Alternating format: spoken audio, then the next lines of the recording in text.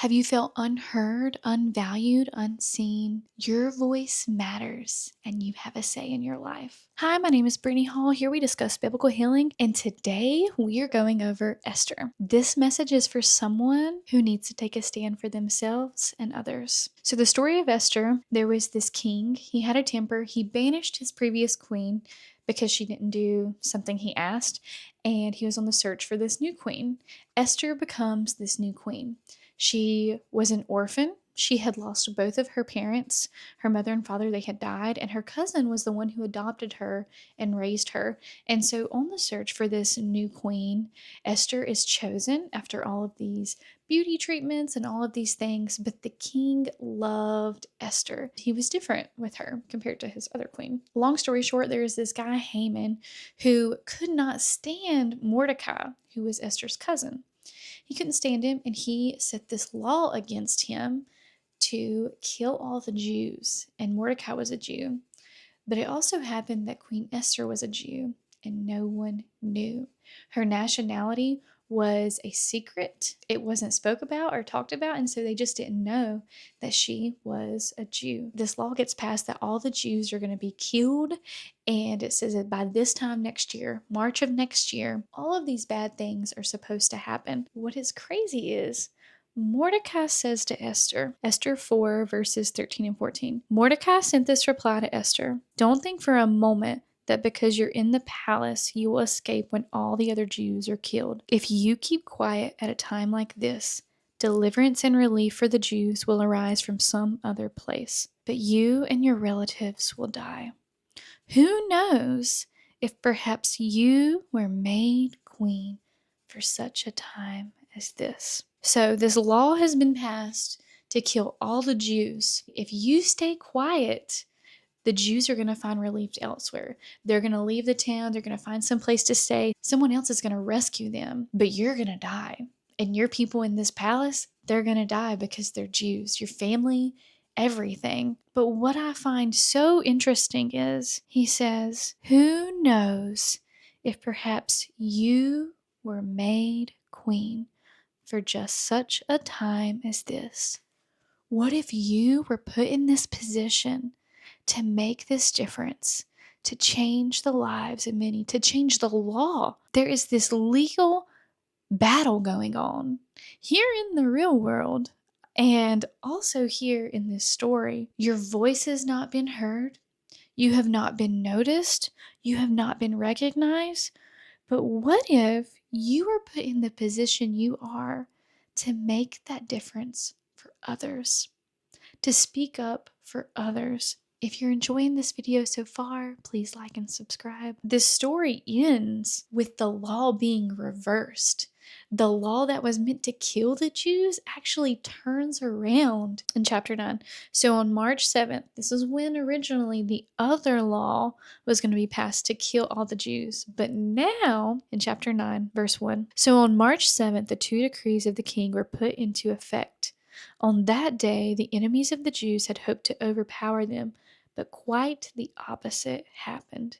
It was the Jews who overpowered their enemies. You see, Queen Esther, she showed up to see the king at a time she wasn't supposed to. And if you broke these laws back then, they were vicious back then. They were ruthless kings. What happened to the previous queen showed this. She was banished because she didn't come when the king asked her to. And so for Esther to take a stand in the chapters before this, coming to the king to make that difference, to be like, hey, these are my people. The Jews are my people. Like, we can't kill them because then she would be dead. But the king couldn't risk losing his queen that he loved and valued so much. And so here it says, but quite the opposite happened. It was the Jews who overpowered their enemies. They were in the situation of thinking death and destruction, that they were going to have to seek refuge elsewhere and go to another town, another home. They were going to lose everything they had. Someone else out there has been going through the same thing. You have been in a position where you have been afraid that you are going to lose what you have worked so hard to have. I don't know what it is. It could be different for each person watching this video. It could be work related. It could be home related. It could be family related. It could be so many things. But you have had this fear. Something, maybe not even fear, maybe something has happened for you to feel sorrow and suffering. You have went through so much and you've tried to make a difference. Your voice hasn't been heard, and so you've kept quiet.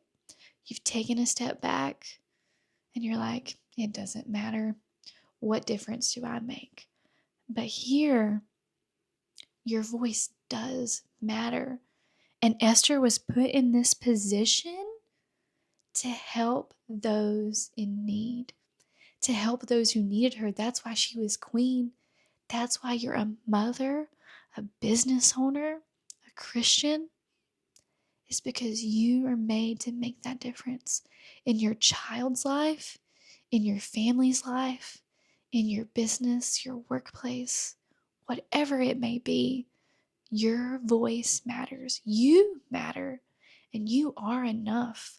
And God chose you to be in the authority, to be in the role that you are in right now, so you can make a difference, so you could be heard, and so that you could stand up for all those others who can't do something in their position.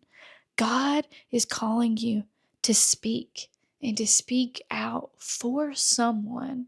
And it could be legally, it could not be legally, but you are in this position for a reason, to make a difference in someone else's life, even if it's just yours. And it says here in chapter 9, verse 22, the Jews gained relief from their enemies. Their sorrow was turned into gladness and their mourning into joy. Your situation that doesn't seem like you're going to get through right now, the joy is coming. The gladness is coming. The goodness is coming, and you're so close to it. You're so close to that breakthrough. You just have to step out for God of whatever He is calling you to do. Step out and make that difference in your life, in your child's life, in your business, in whatever it is. God is calling you to step out, and joy will come. And praise God for the good in your life, for what He's giving you, for what He's doing, because this situation may look bad, but I promise you it's gonna be good. It's gonna be good. It turned around here, and it's gonna turn around for you. You are enough. I love you guys. If you're going through a lot of adversity right now, I recommend this video right here, and I'll see you guys on the next one.